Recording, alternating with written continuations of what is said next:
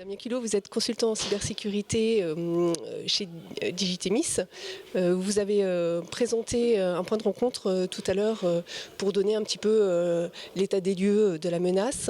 Est-ce que vous pouvez déjà nous dire en 2020 où est-ce qu'on en est? Donc c'est vrai qu'à l'heure actuelle, la cybercriminalité se développe, s'organise. Donc on a des fortes tendances qui ressortent sur cette année, enfin sur l'année 2019 plutôt par rapport à l'année 2018. Donc tout ce qui va être attaque par phishing, en fait tout ce qui va cibler l'utilisateur. Donc l'attaque par phishing, on va envoyer des faux mails à l'utilisateur pour l'inciter à ouvrir une pièce jointe ou à cliquer sur un lien qui l'emmène sur un site corrompu qui va contaminer son ordinateur. Et l'idée c'est de propager un virus type un ransomware qui va crypter l'ensemble de ses fichiers. Donc ça c'est la menace, je dirais celle qui fait beaucoup plus l'actualité parce que c'est celle où on entend il y a les arrêts de production, les boîtes s'arrêtent. Donc c'est vraiment ce qui ressort le plus, c'est l'augmentation de ces attaques-là. L'industrialisation parce qu'il y a un vrai crime organisé derrière, il y a une vraie économie. Il y a des attaquants qui sont spécialisés pour dérober des adresses mail, donc des listes d'adresses mail pour pouvoir propager ce type d'attaque. Il y a des attaquants qui sont spécialisés dans la construction des virus type ransomware pour mener infecter les ordinateurs et se propager sur un réseau. Il y a des attaquants qui vont être plus organisés pour découvrir les failles utilisées par tous ces ransomware. Donc c'est cette organisation qui se met en place et malheureusement c'est rentable puisque derrière il y a des entreprises qui payent. Il y a même certaines assurances qui payent aussi. Donc ça augmente. Alors justement, vous parlez des entreprises françaises. Quel est leur degré de maturité sur ce sujet? Ont-elles conscience de toutes ces menaces? Pas suffisamment. Actuellement, le degré de maturité en France est très très faible.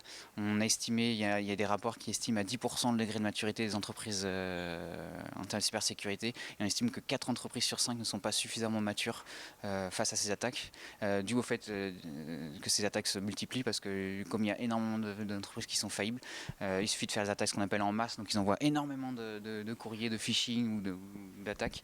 Il suffit qu'il y en ait une ou deux qui répondent, une ou deux qui payent et pour eux c'est rentable. Leur action est rentabilisée directement. Alors, quelles sont les tendances pour cette année, voire 2021? Avez-vous une projection? Tout à fait. Donc là, il y a Storm Shield, qui est un éditeur de logiciels antivirus, logiciels de sécurité, qui a publié 4 tendances sur l'année à venir. Donc la tendance numéro 1, c'est l'augmentation du phishing. Donc le phishing, ça marche bien, donc ils vont continuer. Ils vont améliorer leur technique. Donc là, les attaquants avaient plutôt une façon de...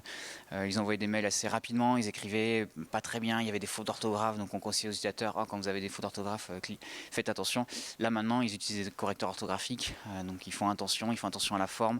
Ils font attention quand vous cliquez sur un lien qui vous amène sur un lien ou une page web que vous connaissez, soit une page d'authentification comme vous avez l'habitude de rentrer votre identifiant mot de passe pour accéder à votre boîte mail. Donc ils arrivent à usurper, à copier ce type d'interface que vous avez l'habitude pour dérober vos identifiants mot de passe ou vous inciter à mener une action qui va contaminer l'ordinateur. La deuxième tendance, c'est l'agroalimentaire. Donc c'est pour ça que j'ai tenu à en parler.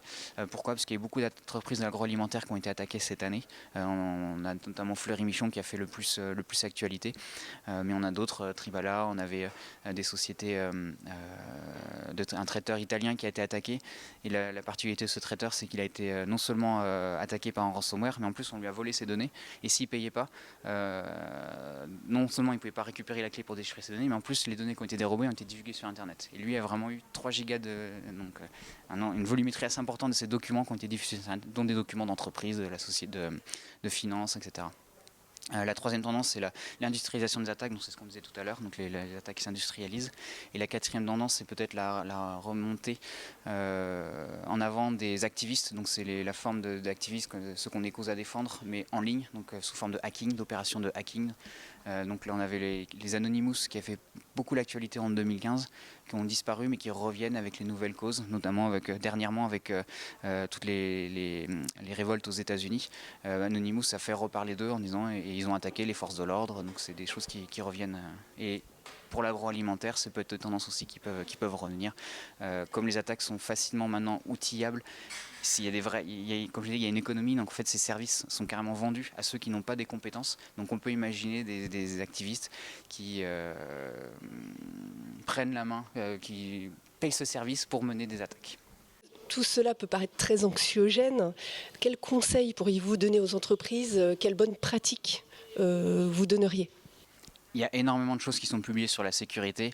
La première bonne pratique, c'est de le faire. Et donc, il faut que la direction soit consciente qu'il y a des choses à faire, qu'il faut qu'ils délivrent des ressources à leurs services informatiques pour mener en place toutes ces actions. Le gouvernement, via l'Agence nationale de la cybersécurité, publie énormément de documentation pour aider les entreprises à se sécuriser.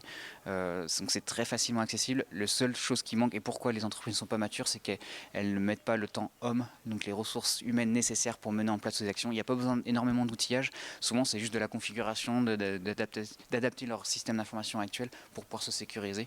Mais par contre, il faut du temps pour le faire et il faut du temps pour le maintenir après derrière. Donc avoir des ressources dédiées pour faire ça est nécessaire. Mais c'est très accessible.